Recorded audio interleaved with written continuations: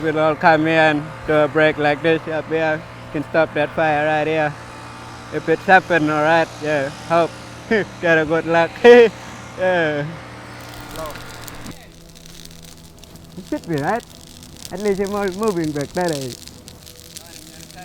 Earlier in the year we do a lot of aerial burning and ground burning that separates the landscape into kind of a mosaic pattern.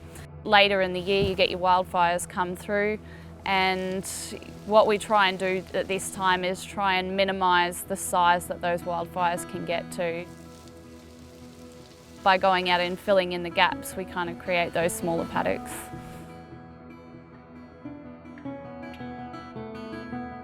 Backburn between the gaps and the early dry season fire scars to contain the fire within the paddock. Because we've got some big paddocks and then there's really little things here, so we've got one little one there. So if fire starts here, all along here, it could get up into here and then up into there. Maybe it might be worth maybe that one. This year has been a lot drier and we had to stop burning earlier than we probably would have wanted to in our western area. Yeah, keep on going. Yep. That meant a few gaps between fire scars that we're worried about. Maybe something starting through here and then going up into here. We decided that this week would be a good opportunity to fill in those gaps with the chopper and combine it with training with the rangers. I think if there's like a little creek in there, you can use that to your advantage to make your gap fill a lot easier. We were using GIS, looking at the scars from this year and then putting in lines where we think might be the best place to put a fire break in. Could we put a number 11 there? Or? Yeah.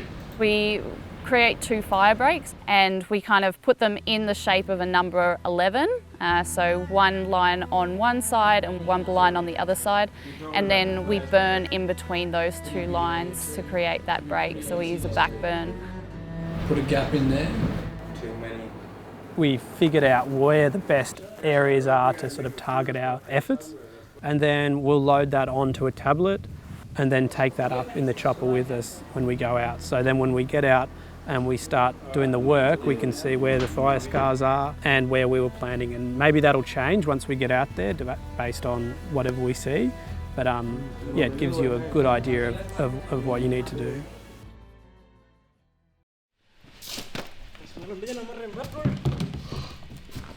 So what we'll be doing, filling up all them gaps today.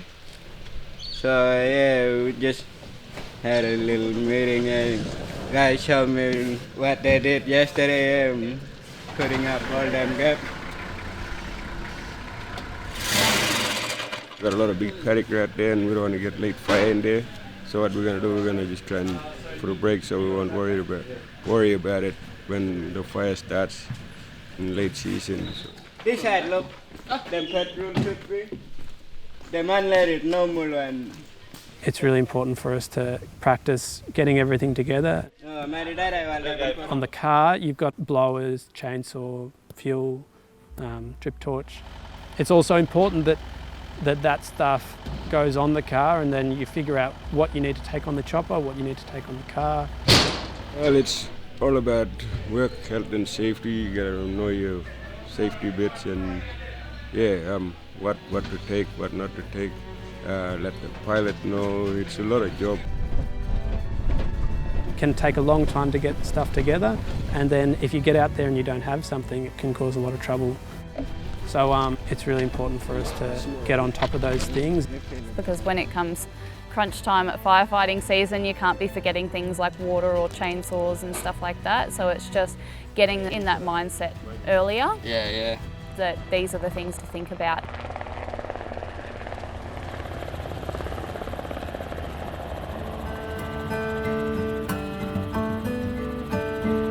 A lot of the time the rangers will have a map on their iPad or tablet and they will fly over the fire scar in the helicopter to start with and pinpoint which area they think is going to be the easiest part to travel through.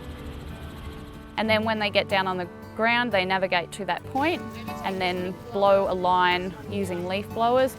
Gonna just walk up and do a fire break just up it and gonna mark first, mark all the way to that other end and we're gonna get them up, start blowing then. Yeah, work straight up that. Start taking from there, look. We'll let you go for a little bit. Yeah, for a little bit, then you'll start then. Yeah. No worry, I'm starting up. Then I'm starting off. Junior will go out with pink tape and mark out where that the fire break is going to be, and then the other people follow behind with blowers, blowing a line through and then widening that line. What I'm doing is making that track which area that we're gonna blow. Trying to make sure like get a good break for me all the way to that other fire escape. Once this finished, you're gonna have to walk back again, see all them up how they went blowing, get all them stick like where we don't want them stick to be where we're gonna burn. And what I'm looking at is the landscape, how we're gonna burn. So I'm looking at all them trees, that's all them burning dry logs and all them dry woods are lying down. You'll get a lot of hubbub, a lot of hot fire coming once when you burn all these trees here. Especially them stringy bark tree, they can fly and burn really quick. You gotta come up with a plan first before you do this burn. They're getting close. I'll just keep on marking. We don't have access to water a lot of the time, so the leaf blowers are kind of our only tool that we can use to get that fire out or put a break in to be able to burn off it. We wouldn't be able to do any fire management out here without it.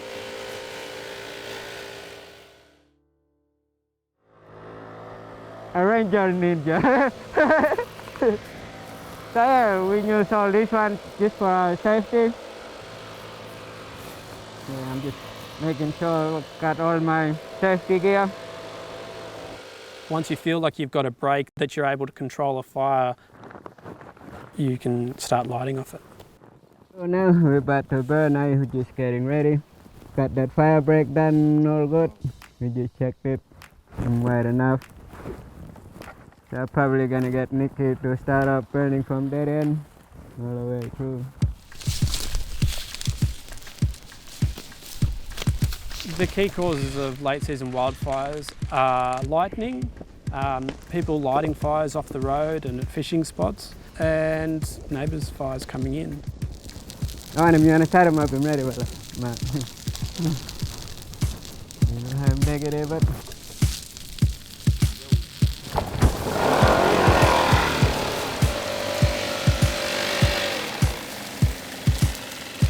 It's just about making sure that everyone knows that now it's really probably getting too dry to be doing any burning, and if you do start burning, those fires can really carry a long way and they're really hard to get out. So all finished, we're gonna just wait. All them little small logs gonna settle down, stop smoking, all that.